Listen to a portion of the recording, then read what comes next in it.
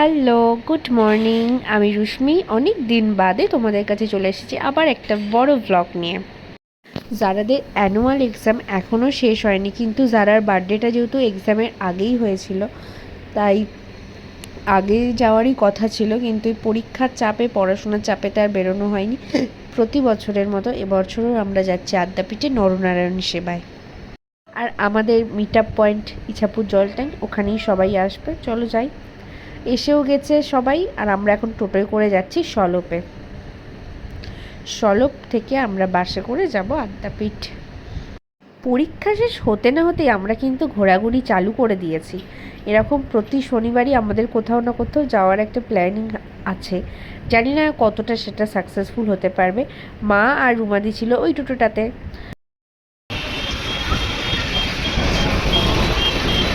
আমার হাতটা ধর।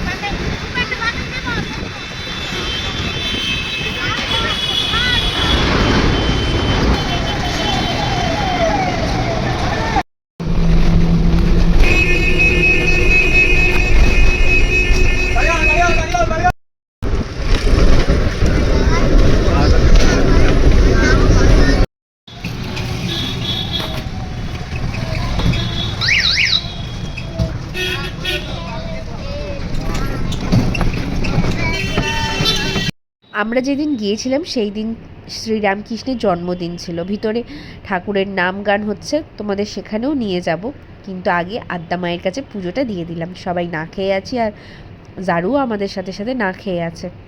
পুজো দিয়েই চলে এসেছি ব্রেকফাস্ট করতে। আমরা প্রতি বছরই এই দোকান থেকেই ব্রেকফাস্টটা করি। আর রুমাদি আমার মেয়ের জন্য একটুখানি ঘুগনি আর লুচি বানিয়ে নিয়ে এসেছিলো, যদি বাচ্চাটার খিদে পেয়ে যায় ওই জন্য। কিন্তু আমার মেয়ে না খেয়ে থাকতেই ভালোবাসে। তো এখন এসে গেছে আমাদের সামনে গরম গরম হিঙের কচুরি, ছোলার ডাল। চলো আমরা সবাই খাই।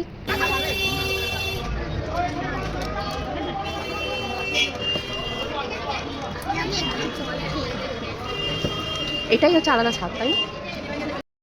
আর আজকে কিন্তু গরমটাও বেশ ভালো পড়েছিল। ভেবেছিলাম দক্ষিণেশ্বর চলে যাব, কিন্তু আমাদের অফিস থেকে বলা হয়েছিল যে 1টার মধ্যে ভোগের ঘরের চলে যেতে। তো আবার ভাবলাম কোথায় বেরোবো। তো আমরা এখন এখানেই বসে আছি সবাই মিলে, আর আমার মা আর মাসি গিয়ে ঠাকুরের নাম গান শুনছে।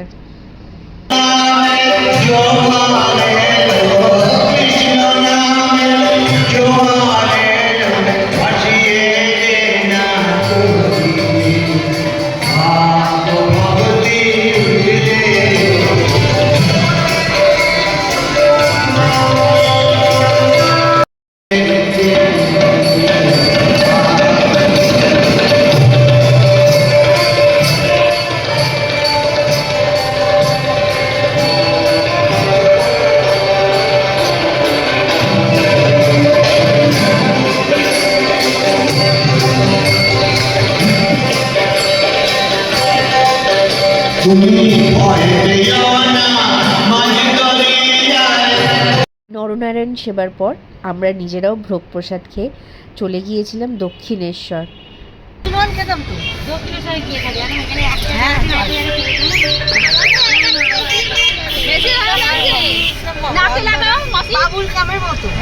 আমার ভালো লাগেনি, আমারও ভালো লাগছে, ওর ভালো লাগে।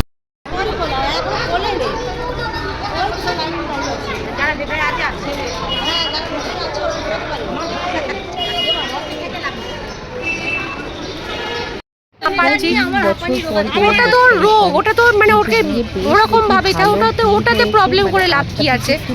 ওর মতো সবাই পুজো করছে। হ্যাঁ, ওটা তো লাইফস্টাইলের অঙ্গ। তাহলে ওটাতে যদি তুমি ধরো যে তোর পাটা ভেতরে ঢুকতে পারবো বলে, যাই হোক আমি আমার ভিডিওটা শেষ করছি। যদি ভালো লাগে তাহলে আর এদের দেখা পেয়ে কিন্তু আমার একটু বেশি আনন্দ পেয়েছে। আর বলছে মা আমাকে আর এরা ধরে নিয়ে যেতে পারবে না। চলো, বাচ্চাকে আদর করছে।